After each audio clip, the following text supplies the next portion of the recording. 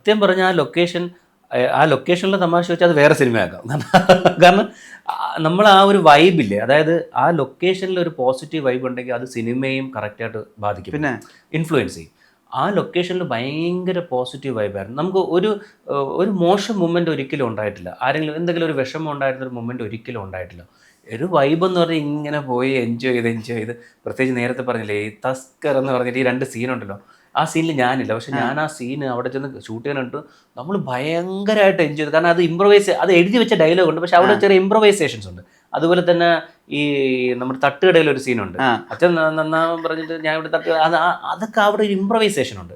ഇതൊക്കെ ആ ലൊക്കേഷനിലിരുന്ന് സംസാരിച്ചിട്ടുണ്ടാവുന്ന ചില ഇത് തന്നെയാണ്. ഇത് എനിക്ക് സത്യം പറഞ്ഞാൽ ഞാൻ തന്നെ ഒരു ആക്ടിങ് സ്റ്റുഡൻ്റ് ആയിട്ടാണ് കാണുന്നത്.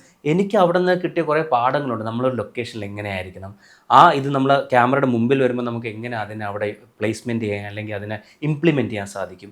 ഇതൊക്കെ ഒരു യൂണിവേഴ്സിറ്റിയിൽ, അതായത് എല്ലാം കലർന്ന് പൂന ഇൻസ്റ്റിറ്റ്യൂട്ട് ഉണ്ട്, മറ്റേ അമേരിക്ക മറ്റേ ഇൻസ്റ്റിറ്റ്യൂട്ട് ഉണ്ട്, എല്ലാ ഇൻസ്റ്റിറ്റ്യൂട്ടും വന്നിരിക്കുന്ന ഒരു ലൊക്കേഷനിലായിരുന്നു അത്.